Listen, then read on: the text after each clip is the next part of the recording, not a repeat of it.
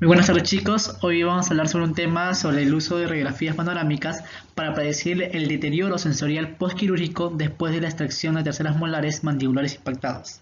Entonces esto veremos todo a continuación. Todos tenemos el objetivo específico que se encuentra en todos los artículos, en la cual el autor nos quiere dar a conocer lo que él va a investigar y lo que quiere llegar a descubrir. Esa cual que es determinar si existe una correlación entre los factores de riesgo radiográficos y las deficiencias sensoriales postquirúrgicas. Presumimos que los hallazgos radiográficos positivos aumentan la posibilidad de deterioro sensorial postquirúrgico. Bueno, ya nos hablamos más que todo en la parte de terceras molares que van a ser extraídas. Entonces, esto nos puede traer algunas complicaciones y del daño del nervio alveolar inferior. Como resultado de una extracción de terceras molares mandibular oscila entre 0,5% y al 5%. Tenemos que el daño permanente del nervio alveolar inferior fue menor a 1%. Entonces, para poder evitar estos tipos de riesgos que pueden dañar al nervio alveolar inferior, tenemos algunos factores de riesgos asociados con las extracciones de terceras molares. Uno que sería que la experiencia de cirujano. Dos, el método de anestesia, la edad del paciente y la morfología del diente. Y también la proximidad de la raíz del canal del nervio alveolar inferior. En este caso tenemos que tener también imágenes radiográficas como la panorámica, que son muy ideales para estos tipos de tratamientos, porque ahí veremos que sería la parte de la pieza dentaria, cómo está posicionado, y también el conducto radicular, el conducto dentario inferior, y la cual veremos si está tan cerca a la parte del conducto dentario inferior o no. Entonces esto nos va a alentar, y más que todo esas radiografías, esas panorámicas son muy usadas en los odontólogos para hacer este tipo de cirugías terceras molares, y las cuales pueden tener problemas por motivos como que ya vemos que hay una tasa que oscila entre el 0,5% y al 5%, que puede ocasionar algún problema en el nervio alveolar inferior.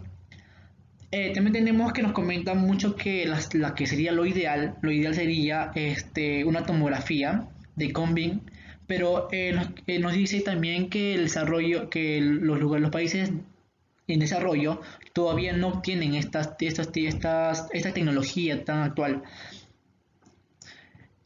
Y entonces tenemos que ver, y también nos comentan sobre la periapical. La periapical no nos da una buena imagen, una imagen para poder determinar qué sería la distancia que se puede encontrar la raíz de la pieza de terceras molares con el conducto dentario inferior.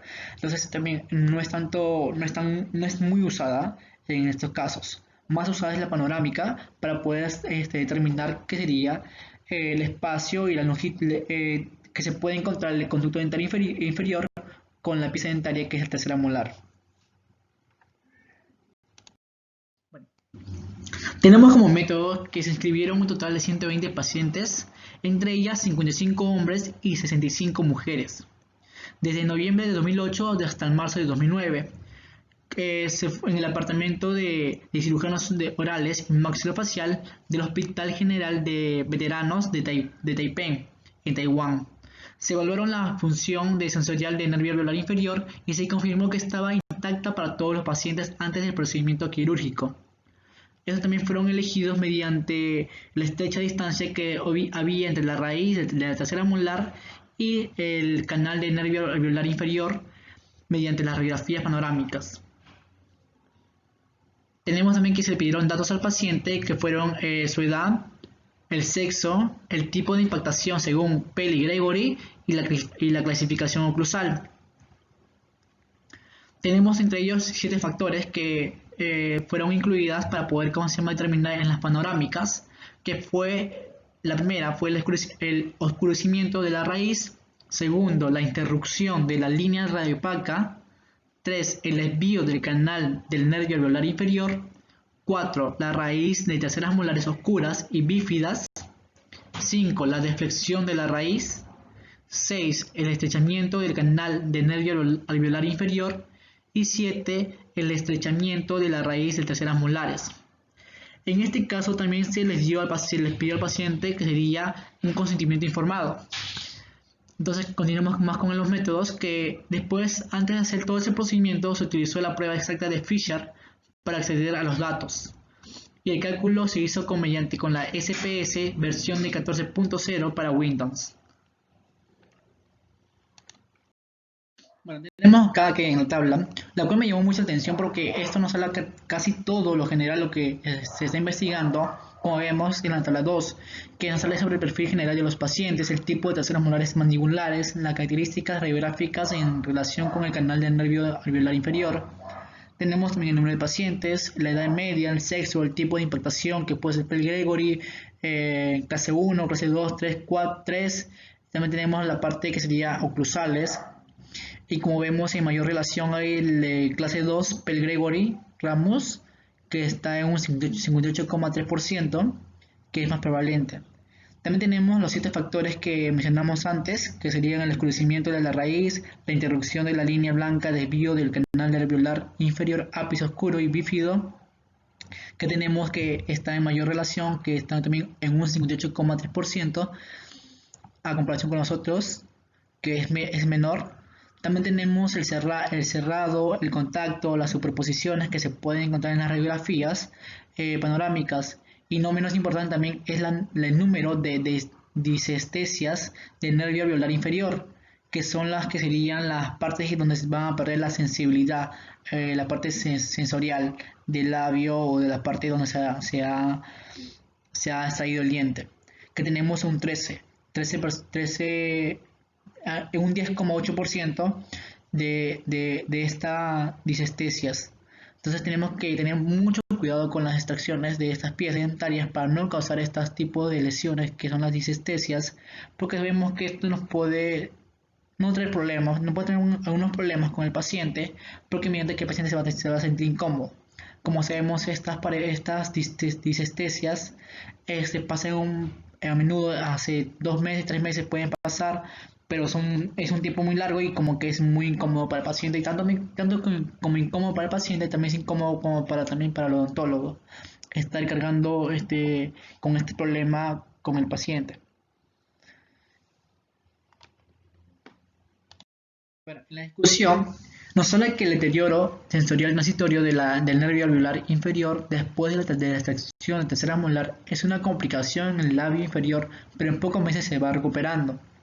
En este caso también nos puede traer una dificultad con el paciente, ya que el paciente va a estar como un poco insatisfecho y molesto. Igual como también el odontólogo, también es como un fastidio para saber cómo resolver este caso. También tenemos que los estudios demostraron que la disfunción nerviosa después de la cirugía de terceras molares es la tercera complicación más común después de la osteoides alveolar. Tenemos también que el alveolo seco también son algunas complicaciones. Bueno, tenemos que estas incidencias oscilan entre el 0,5% y el 5%. Afortunadamente, el deterioro sensorial postquirúrgico del nervio alveolar inferior suele ser automáticamente en pocos meses ya recuperados en los pacientes. Pero hay casos en los cuales no hay una recuperación completa. Bueno, tenemos los factores etiológicos asociados con la lesión nerviosa, la edad del paciente, la morfología, la posición o orientación del diente, el método de anestesia, la manipulación traumática del tejido, edema postquirúrgico o infección de la herida, la proximidad anatómica del nervio alveolar inferior al diente. Tenemos también los 7 signos radiográficos para predecir la proximidad entre la tercera molar y el canal del nervio alveolar inferior. Tenemos los 7, como vemos en imagen, pero vemos que 3 de ellas están en color verde. ¿Por qué motivo están en color verde? Porque ellos en la discusión hicieron una comparación con otros estudios realizados con el mismo fin y vieron que no había una relación, porque en otros artículos había más, habían los 3 los que estaban marcadas, pero también estaban las raíces. Y como ellos no concluyeron tanto las raíces, es como que había una diferencia significativa en ese caso. La diferencia significativa solamente se dio en tres aspectos, que serían todo sería por el canal o del nervio alveolar inferior, pero nada supuestamente con las raíces de las piezas dentarias. No sé si me dejo entender, pero solamente ellos calcularon la diferencia significativamente, las diferencias significativas, mediante las desviaciones del canal del nervio alveolar inferior, pero nada que ver con las raíces, o sea, no hubo ninguna complicación con las raíces. a comparación con otros estudios que se realizó. Las imágenes, algunas imágenes que podemos ver que sería, vemos el escurecimiento de la raíz, en la parte de esta imagen de la A, las interrupciones de la línea de rayo opaca, desviación del canal del nervio alveolar inferior, las raíces de terceras molares oscuras y bífidas, desviaciones de canal, el estrechamiento del canal del nervio alveolar inferior y también el estrechamiento de la raíz de terceras molares. Y en esta acá, la última radiografía, vemos que el cambio quístico cerca del canal. Entonces son variaciones que podemos encontrar nosotros en las panorámicas según el paciente o según las complicaciones del diente, cómo pueden estar localizadas. Entonces, el propósito, en conclusión del artículo, nos dice que nuestro propósito es predecir el riesgo de deterioro sensorial postquirúrgico tras la extracción de terceras molares mandibulares impactados. Con base a resultados de estudios, se debe recomendar una modalidad de imagen más precisa, como las tomografías de haz cónico, o también llamado Combing, o aquellos pacientes cuyas radiografías panorámicas muestran uno o más signos radiográficos. Entonces, eso nos quiere decir que tenemos que tener siempre en la mano las panorámicas, tanto como y también las tomografías, de gran ayuda. En caso tengamos alguna dificultad o tengamos una visión no tan adecuada en las radiografías panorámicas. Bueno, chicos, entonces eso sería todo sobre la parte del artículo. Y gracias. Muy buenos chicos, ya acabamos, ya culminamos con la exposición. Y bueno, les deseo un feliz Halloween y un feliz día de la canción criolla. Y bueno, déjenme su like y suscríbanse pues. Y continuaremos con más videos de cirugía y de reportes quirúrgicos.